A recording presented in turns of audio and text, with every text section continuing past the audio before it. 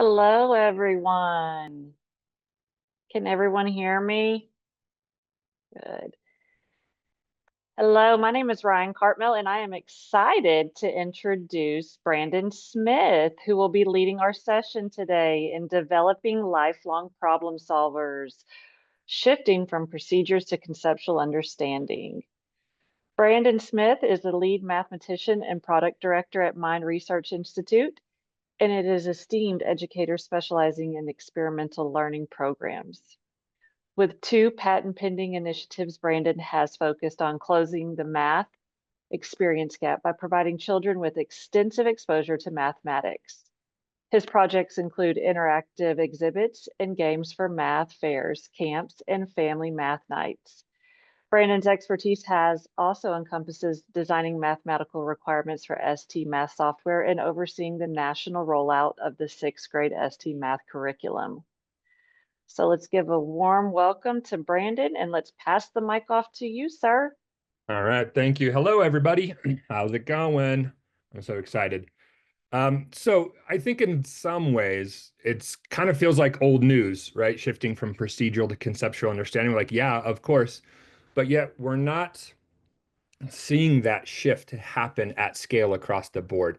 So here's kind of the big idea and the promise for the session today is that if we're going to help see that shift actually take hold, we need a fundamental shift in how students experience the math. We can't explain our way to their learning. We can't draw pictures well enough.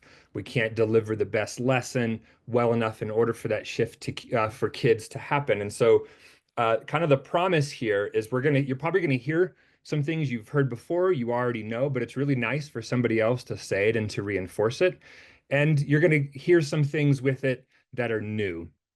And the ultimate sort of takeaway as we go through this is as we take that shift to the conceptual understanding, what are some of the lenses we can use or some of the things that we can do to make that happen? So I want to kick this off with an example of what learning is. Now, I have to be honest, though.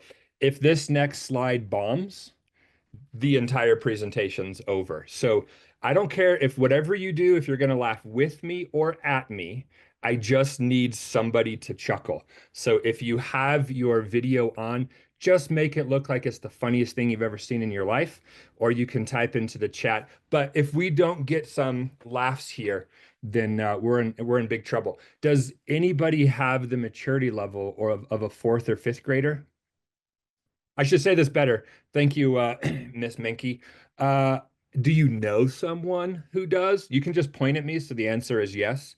That way you feel okay laughing. And Lindsay is very passionate that she either is or knows somebody who is. Okay, all right. So here's the joke. Just give it a second.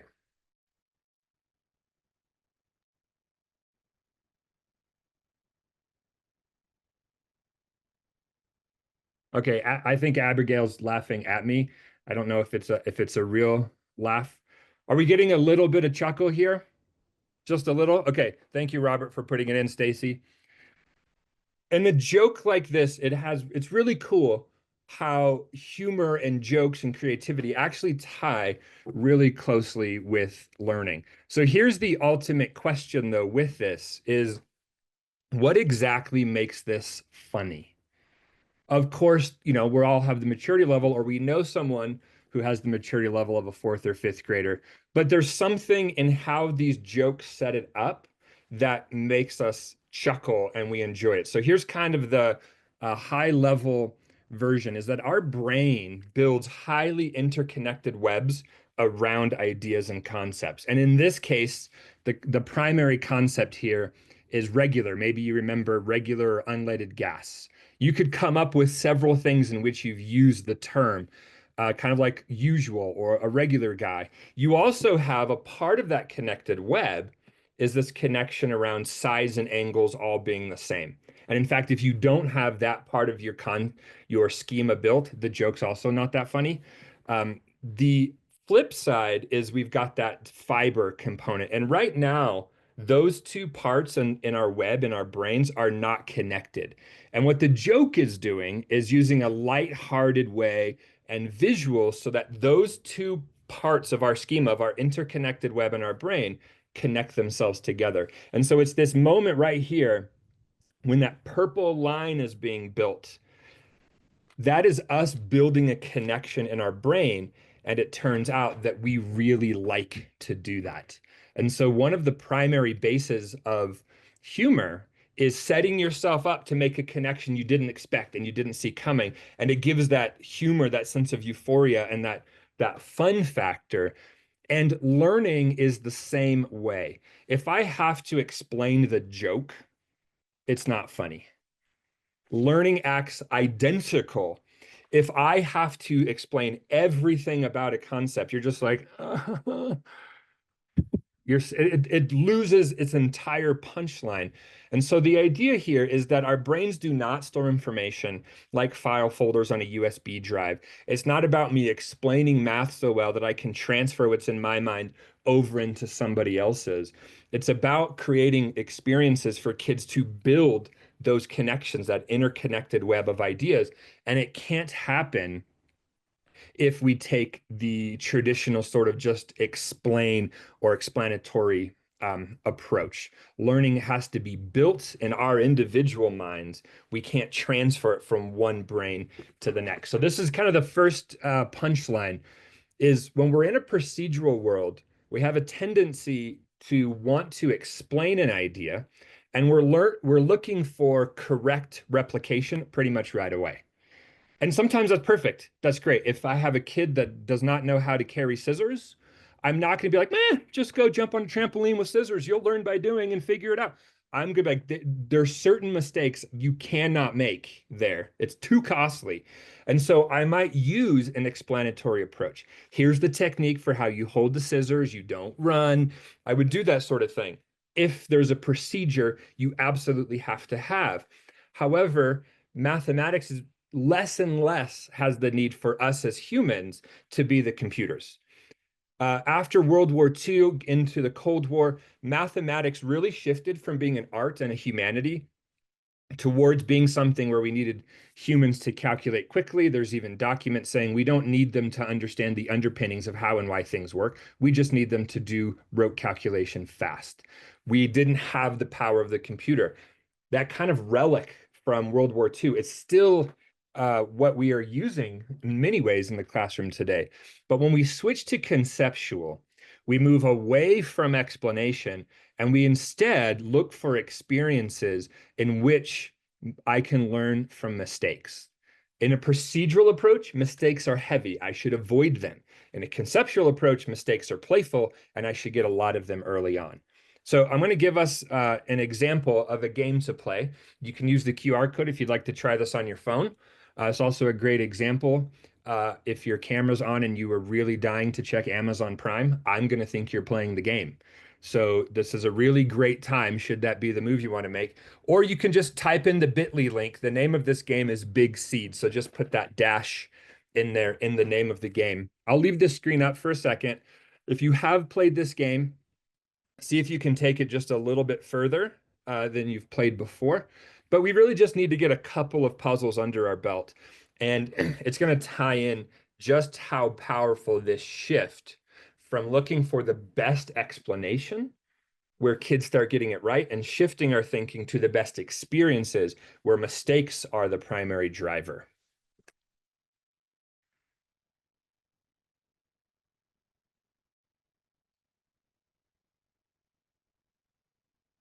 And if you have it loaded up, it should look like this. Should be the screen you're looking at. Not going to explain much about how this game works at all. If you click on the screen, you always get like that ST-math sort of highlight around things that are manipulable. So you can play around and figure out what these are supposed to do, and you can play around with these ink blobs on the left. Just play a couple of puzzles to get the feel for how this game works. And we'll give it another minute or so.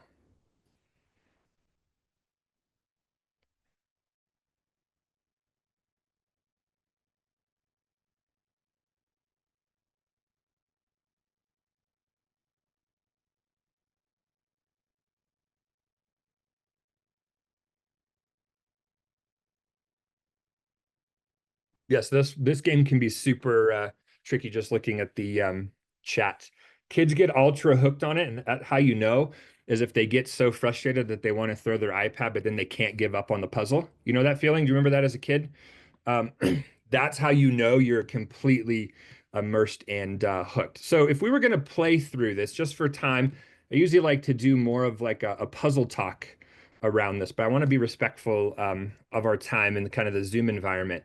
Is if I pick any of these up and I flip it, if it flips outside of that grid that I'm supposed to fill, I realized, whoops, that didn't work. And as soon as I fill in all of those empty spots on the grid just right, things start to look pretty good for me. And now I get to level up to the next puzzle. And so I can flip these down. Maybe that will help me. I can try and flip them straight across. I'm sure those of you that solved this puzzle probably just went straight across the rows. That's kind of one of the quick ways to do it. But as you play through these, the idea is that you're having a learning experience, not a learning explanation. This is not a procedure where I'm saying this is just here's how you do it without having to do any thinking.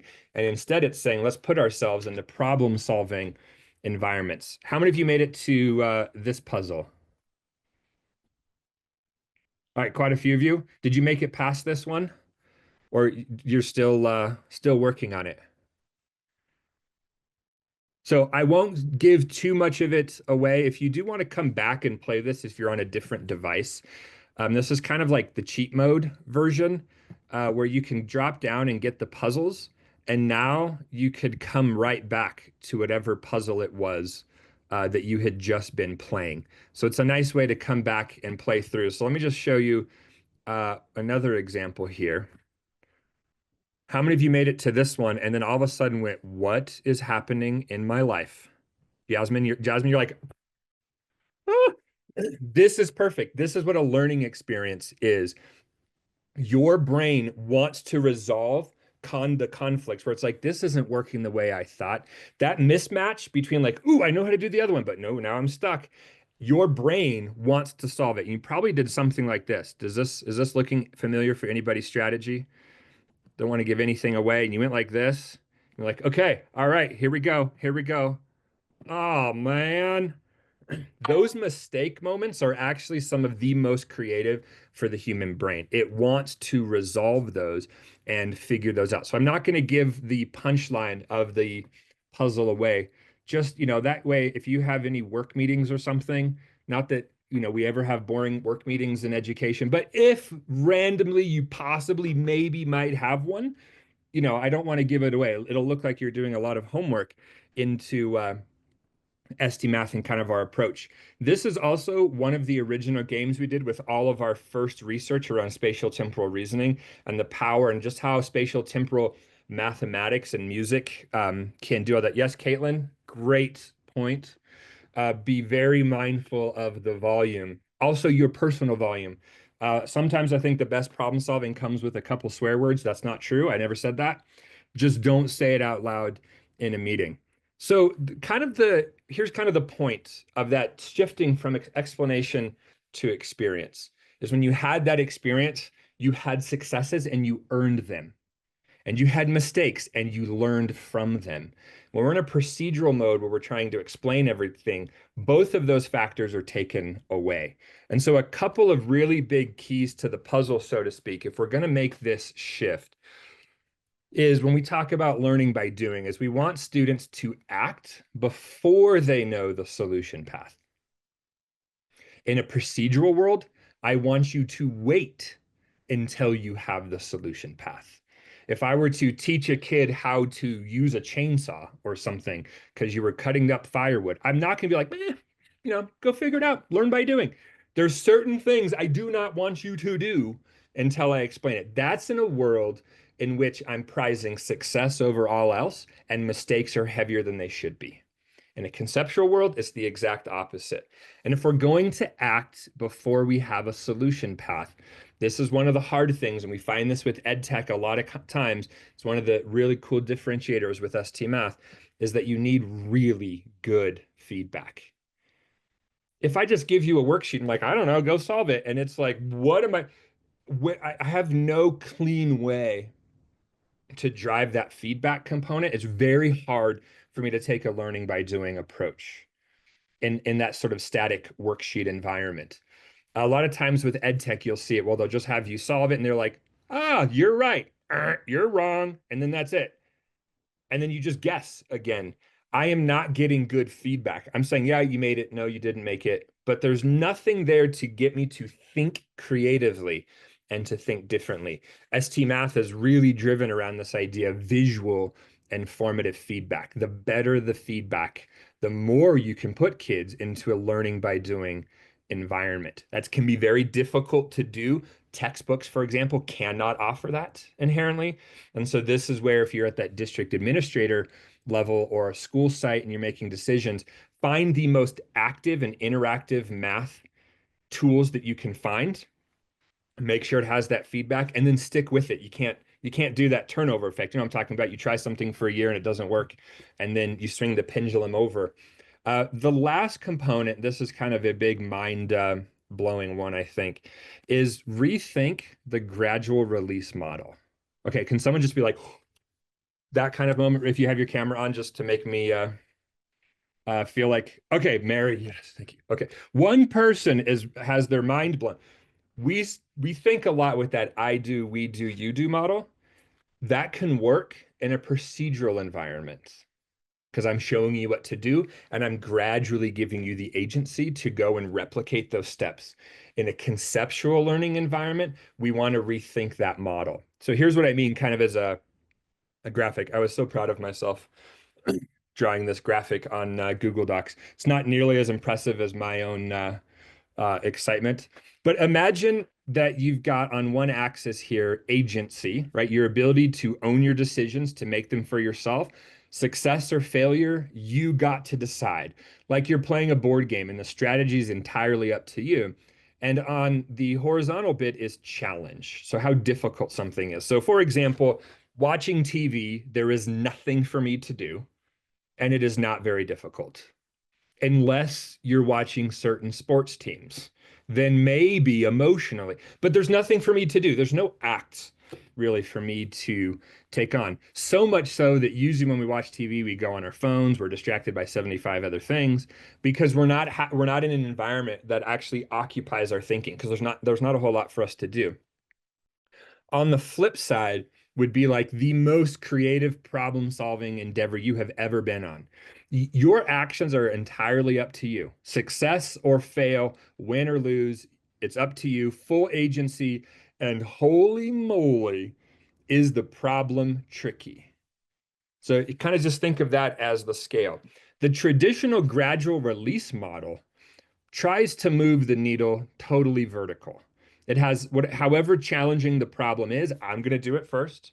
Then we're going to do a problem of the same challenge together, giving you a little bit more agency. And then you're going to go and solve it yourself. But by that point in time, you kind of already have a method down. So you don't have full agency. It's not up to you entirely. This kind of gradual release model can work in that procedural environment.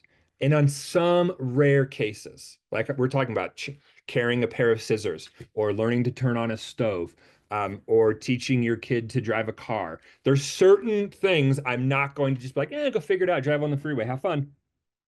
That's because mistakes are so costly, I can't trust you yet to have full agency. A learning by doing approach, though, moves the needle the exact opposite way. You have to have full ownership to figure stuff out, to make mistakes, to learn from them. And moving the needle with full agency across is where that conceptual learning is really going to hit stride. So when I'm talking about that gradual, I'm not just trying to say, gradual release is terrible or whatever. It's just that it serves a different use, and oftentimes in math class, for a different era of what we needed math class to do. And if we want to minimize mistakes, we want to get more of them. We want to make them feel light.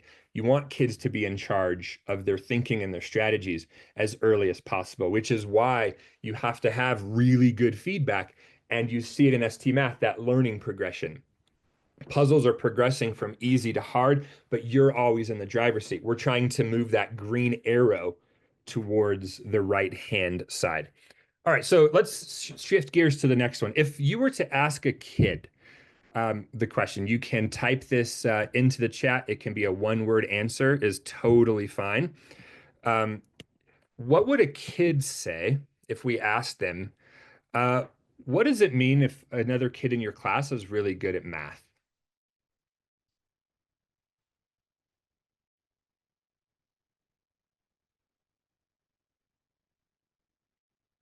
I love it. They're coming into the chat.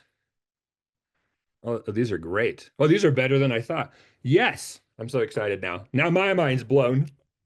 Okay, so they always get the answer right. Dang it, those kids that keep getting it right no matter what, that drives me nuts. Oh, Stacy, I love this. They must be smart. Like, I, either you're just gifted and you're really smart, I guess, or you're not. That is a very common belief. Uh, Nina, they get the correct answer quickly. Tina says a very similar one. They're getting the answers fast.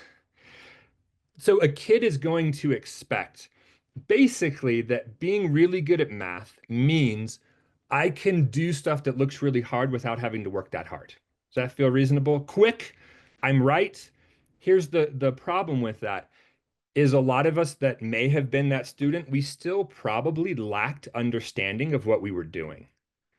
In other words, we went through the motions. We could replicate the steps. We accepted that that was enough for us, and we went around reproducing the right answer. That effortless reproduction, when it lacks understanding, is a bit tricky. I remember when I was a kid, I was the one that always wanted to get A's on everything because I thought that meant like achieve, achieve, achieve. Was anybody like that? Or you got like, you got if you showed somebody your grade card or whatever it's called, you'd get, if you got an A, you would get like some sort of allowance money or something cool. Um, the problem was that when you got something really challenging, if you were like me, you also felt very helpless. Unless I knew the procedure, I was afraid to do anything. So I would get all the answers right, provided I was taught the procedure first, very procedural. I want to propose that when we're doing this shift over towards conceptual understanding, it's almost the opposite. And that is, it's not effortless reproduction without understanding. It's effortful thought to apply and extend what we know in situations we don't. In other words, the kid's like, I have never added fractions with an uncommon denominator, but they're like, okay, I know how to do this if the denominators are the same. Can I replace this with an easier problem? Can I solve it with, and they would go about trying to figure, even if they get it wrong, who cares? They're going about trying to figure out how to tackle a problem they don't have the answer to yet. I would be like, if I could see kids do that in math class, I would take that hands down over quick reproduction. And I'm not saying fluency is bad. Critical fluencies need to be in place. Otherwise, I have no access to the new concept. I can't add fractions with uncommon denominators if I don't know how to add or multiply single digit numbers, for example.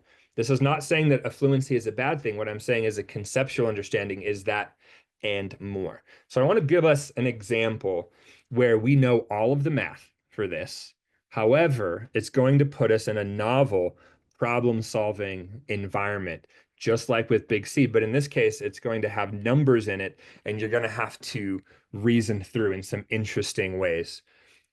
So you can use the QR code again, or this game is turtle sums. So use the bit.ly link just like before with a dash in between the two. This game gets pretty tricky fish pretty fast. If you have played this or done one of our math weeks or something, this is like one of the staple games that people get super hooked on. And the ceiling goes ridiculously high if you want to. I'm not going to explain much if you haven't seen this game. You're going to have coins on the left. The goal is to drag those coins and fill in the turtle shell, and you want the sums in every single direction simultaneously to all line up. I'm going to give us a minute or so just to play through a couple puzzles. I'll talk through a couple. And now this is another one. If you have that rare second boring educational meeting in your job, which never happens at some point in time in the next week or so, I'm giving you another opportunity to do your homework and you can get hooked. By the way, if you really do try and play through all these, this is like you have hours and hours worth of content if you really want to go nuts playing these. So the game, does everybody, we got it? Oh, we got it in the chat too. Great. If you look at the chat, we've got the link in there, and the game should start with a puzzle that looks like this. So we're going to give just a minute or so to play through some of the examples, and then we'll talk about why this is such a powerful environment for conceptual problem solving when you're looking for building that lifelong problem solver.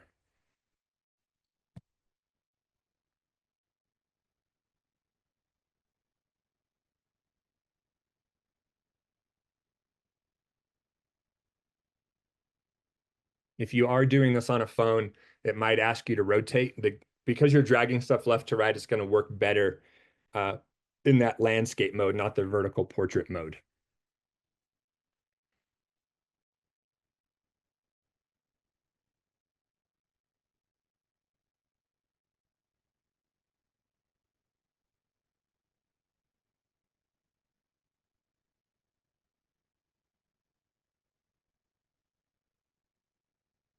All right, everybody that I can see is absolutely staring at their screen, and I know it's not your internet frozen. That's how I know you're completely hooked on trying to solve the problem, or you're faking it for me really well. Either way, it makes me feel good. I appreciate it.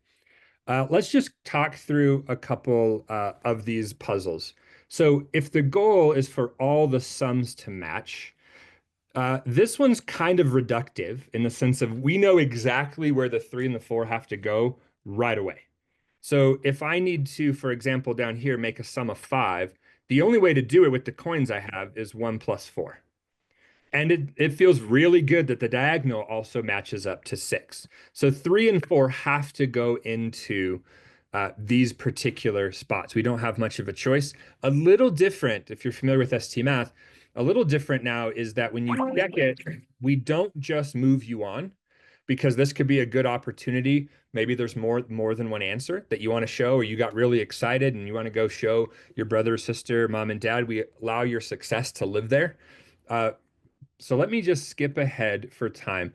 Each one of these modes, by the way, means turtle in a different language, which is fun. There's a reason for it. I'll get to that in just a sec. And each one of those modes has a handful of puzzles. It's very difficult to memorize all the answers. I'll tell you that. I tried, because when I made these puzzles, I went back to check to see if the puzzles actually were correct. And I went, what did I do? How do I fit? And I had to go through and like literally figure these out from scratch. All right, so here we go. Check this out. If this was a procedural world, we are so bored because I'm basically asking you for what are all the single digit math facts when your add-ins are 1 through 4. And you tell me 4 plus 3 is 7, and 3 plus 2 is 5, and 1 plus 2 is, you're like, ugh. It just like you just put it on a worksheet and it's just complete drudgery. And we're not thinking very deeply. I just know my facts and I move right on. Let me show you a couple of different approaches. And a student did this and it blew my mind when and so for forever, I always share her example. She grabs the 4 and she goes like this. And it's almost like she's guessing, right? Like which one of these is going to work? And let's pick the last one, is what it felt like. I saw her do that and it's just like, what is happening? And so I said, well, what was your thinking? Why do you think the 4 would go there? Could it go anywhere else? All the normal types of stuff. And she goes like this. This was so genius. She goes, 4 can't go in either of these spots because I don't have a 0. 4 can't go here either because I don't have any way to make a 3 on the diagonal. 4 has to go there. The level of novel thinking. She's applying her math facts, she's applying what she knows into an environment that is completely foreign and different, and yet engaging with it, not with that learned helplessness where I'm waiting for the procedure to be shown to me, with this go get 'em attitude. That's what we're talking about with building lifelong problem solvers. You want that go get 'em approach. That's why ST Math doesn't have instructions in it, so that kids can act with that entrepreneurial thought out the gate and learn by doing and figure stuff out. Here's another approach to solving it. I like to look at the smallest sums. Again, as you can tell, closer to my maturity age, the better, and 4 was just too old. The other reason I like those small numbers, same as with the large ones, is there's fewer ways to make them. And so in this case, if I'm going to make a 3, 4 and 3 are out. The only numbers that can go on the diagonal are 2 and 1. And we know the commutative property, this turtle could be 2 and 1 or 1 and 2 will work. We just don't know yet what's the right order to fill all of the other sums together. So in this case, 2 can't go in this spot because I would then need another one below it. And so we know for a fact that 1 and 2 have to go in that spot. Totally different way to approach this problem. That's what conceptual problem solving looks like. You get to define that strategy, but you're thinking and reasoning and problem solving it. And now imagine a classroom filled with kids doing that, and they're talking about their strategies and their approaches and how they were figuring things out. Now you get to see just how brilliant everybody else's thinking is. And that access to divergent thinking is hugely powerful. If you really do want to go nuts with this game, same as the other one, kind of the cheat here behind the scenes is you can change this mode around and you can go right back to a puzzle that you had played. The game will also remember which puzzle you last solved correctly, but if you do this on a different device, you can pull this up. So this is a cool example of where if I was thinking procedural, I would just want you to rattle off your math facts. If I'm thinking conceptual, I want you to extend and apply what you know in a novel situation. And that shift in thinking is really powerful. So if you're looking at a math classroom, and we look and say, okay, how many kids are just repeating or regurgitating stuff they already have or they already know? That's a very different lens than, are these kids actively trying to figure stuff out that they don't know yet? And that lens, you now can get a sense of that class is moving in a conceptual direction or not. The other really cool piece, and the last example, the type for today, is that when we were solving these puzzles and talking through them, which I know we're kind of doing it at a faster clip than ideal sometimes, we were able to say things like this: 4 can't go here. Say I'm using spatial words. I'm not saying 3 plus 4 is 7. I'm saying 4 can't go in this spot. It has to go over here to the right. Or I know that the diagonal has to have 2 and 1, but the 1 might be on top instead. I'm engaging, as I solve this problem, completely symbolic. I'm still engaging in spatial and visual thinking based on where this has to fit on the screen. That's the one of the other sort of components as we move towards this more conceptual classroom is the power of thinking in pictures. And this is a really, really big idea. A lot of times in the math class, we get rid of the thinking part and we believe in the power of pictures.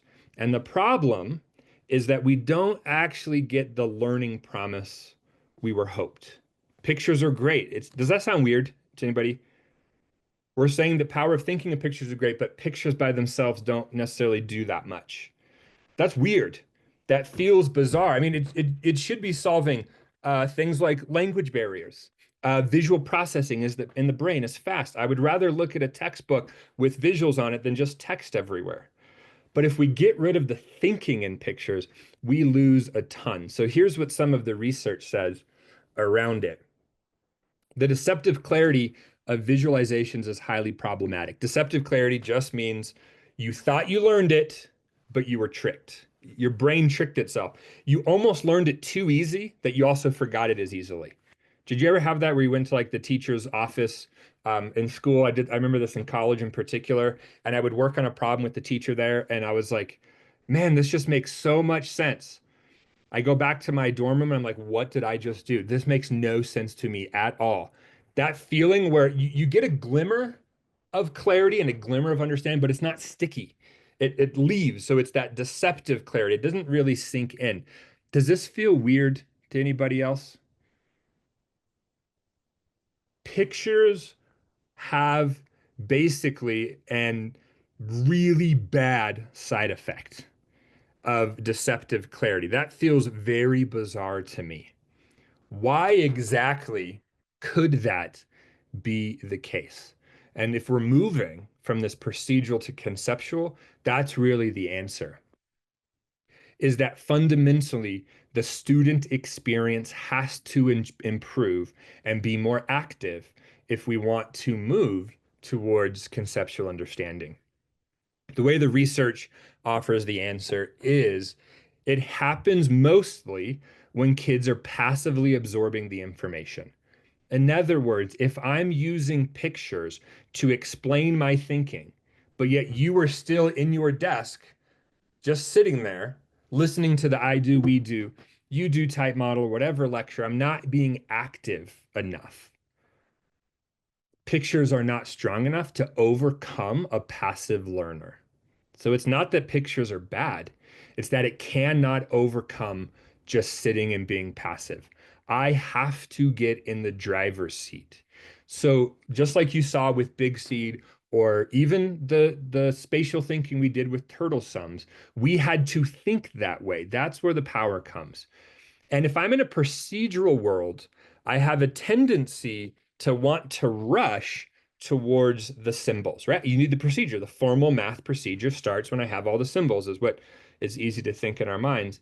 And in a conceptual world where I have to build connections between things, we want to live in visual thinking. In fact, the further you go in math, the more abstract and symbolic it looks on paper, the more visual you're actually thinking behind the scenes. We want to live in that visual thinking longer if we want kids to build those connections. All right, so are you ready for a visual example?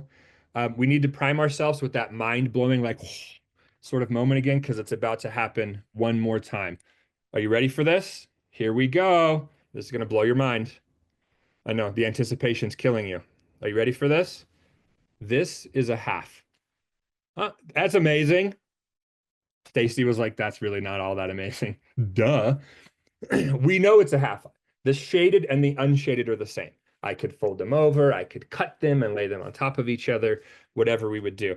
Do we buy that this, I just rotated it. Do we buy that this is still a half? Sure, same rule. The shaded and the unshaded areas are the same.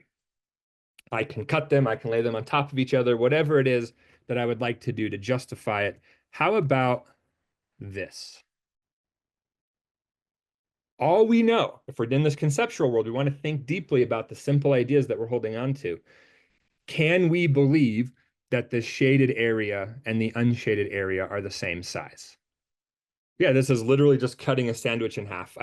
Basically what I've just done is made everybody hungry right around lunchtime, which was if you cut a sandwich in half this way, or this way, you still get half the sandwich.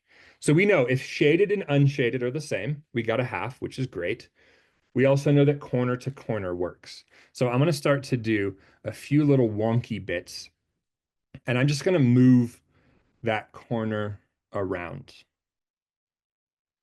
Caitlin, I love you. Like, what is happening? What is the area now? We know if it went corner to corner is a half, but if I drag that top part of the triangle and move it over, we don't have formulas or anything like that to rely on. Do we actually truly believe that this is still a half? Tiffany is absolutely convinced that it is a half. Like for sure, it has to be. Stacy is also getting on board on the yes bandwagon. How many of us are on the yes bandwagon now? We're like, absolutely, for sure. Jessica's all about it. Jennifer's all in. All right, so here we go. Here's a way to, but can you see why? It's easy. I know it's true. I can think formulaically. A lot of us have learned the formulas. 1/2 base times height, it means it's a half. But check this out. If I'm thinking visually, I can just make corner to corner on the left. So I know that it's a half. We had said in the example before, corner to corner is always a half. Isn't this amazing? I'm thinking very deeply about a very simple idea over here. I've made corner to corner. In other words, the left is half, the right is half all together. The shaded and the unshaded have to be the same. Now, I didn't do triangles that went outside the box. I'm just doing this right now inside. But this is something that when you think visually, it unlocks reasoning in a completely different way. It's why the ST and ST math is spatial-temporal reasoning. You get to think about ideas in many ways much more deeply as a result. You don't have to sit and wait for the procedure. You get to really apply it for yourself. All right, are you ready to go wonky one more time? Okay, it's actually, yeah, one more. It's not the last one, but one more. Okay, so here we go. What if I take this dot? We know that we can slide it left and right. No big deal. We got that. All right, so what if I do weird stuff? Like I start to bring this dot down. I'm taking it off the sides and I'm just taking that dot and I'm just basically drawing lines to it. If I could move this all the way down, that's a half. It's the same example we just did. It's just upside down. If I move this all the way over, that's a half. This is weird. Because if the triangle is half, I've just shaded the opposite stuff. I'm not shading the triangle, I'm shading everything outside the triangle, but it doesn't matter. Triangle or outside of the triangle, it's still a half. Is that weird? That means that I can move a dot like that anywhere around that I want on the edge of that box, and I'm a half forever. The question is, where do we put the dot to get the most blue area as possible? Just dragging a dot inside the box. Does anybody have a formula for the area of the weirdest triangular hourglass, non-hourglass, wonky thing? There is not a formula that I know of that is taught in a book called the formula of the weird thingamajigger. But we want to think and reason. So try this real quick. Draw a square, put a dot somewhere, or imagine it, draw it, shade it in, just so you can have an example to think through. How many of you find this to be a pretty tricky question? It's super tricky. Where, like, it feels like this thing can go anywhere. Like, how am I supposed to possibly narrow down the locations? Maybe you're trying to put it right in the middle as a good starting point. That's a great place. But doesn't it feel like it's almost impossible without trial and error to get a sense of where this goes? This is why thinking in pictures is so powerful. It unlocks problem solving in a very powerful way. Okay, let's see. Mary, okay, let's see if we can get this bandwagon to get. Mary believes the dot can go anywhere inside that box that we want to put it. And we do have one person that hearted that. Anyone else? Caitlin's all in. Okay. Tiffany, yes. John. Dun, dun, dun, dun. We are all starting to feel for sure this dot is a half no matter where I put it. This is not how I solve the problem. I did this in Cherry Creek in Colorado with teachers. A teacher did this, and it was just like that kid that moved the 4 and put it in the right spot. And I was like, this is so genius. Here's what she did. It blew my mind. It was so simple. And how many of you are like, Brandon, you make no sense, dude. She literally is turning quadrants out of that intersection point. The top left corner is corner to corner. The top right is corner to corner. The bottom left, the bottom right. This is the exact same thinking we did before when we just moved the dot left to right. She just literally was like, well, just make a quadrant out of it. Just make 2 orange lines instead of the 1. And now each one of those quadrants, the shaded and the unshaded, are the same. Is that not, that was brilliant. And I asked her, I was like, would you like to share this? She was like, I don't know if I should. I'm like, this is the best, most elegant, because it applied the simple idea of corner to corner the best. And I appreciated it so much. So now, just like that student that put the 4 in the right spot, I have to tell her story every time. Does that blow your mind? We would never be able to know how to solve this if we were just thinking on formulas, but if we think visually and that concept, we get to apply concepts to new situations. That's what lifelong problem solving is like. Let's do one more push here as we wrap this example up. The area of a kite. Anybody have that memorized? Probably not. I don't necessarily. Check this action out. If you think visually, take this wonky example and just rotate it over. So if you go and you search online, for the area of a kite. It gives you this whole formula and its diagonals, and then the base and the height are what matter if I'm a rectangle, but the diagonals are what matters if I'm a, it's confusing. And I just have to sit and wait and memorize formulas. And you see the P and the Q. If instead you just say a kite is half of its box. That's it. All of these examples came from the simple idea of cutting a sandwich diagonally. That's what conceptual problem solving looks like. So as we wrap it up, kind of the big takeaway as we make this shift from procedural to conceptual is this: spatial thinking, rooted in the perception of space and action in it, is the foundation for all thought. The human brain is wired to make sense of the world around us, and we have been able to apply and develop that thinking to everything else that we're thinking, reasoning, and problem solving. And so if we can make that shift towards students having better math experiences where they're active in figuring stuff out, learning is going to improve and come along for the ride. So thank you, everybody, for spending the time and giving those laughs on the jokes and the mind-blowing moments. Makes me feel really good. I had a bunch of fun talking through this. I think you'll see a lot of really synergistic stuff with the closing keynote. You won't want to miss it. Thank you, everybody.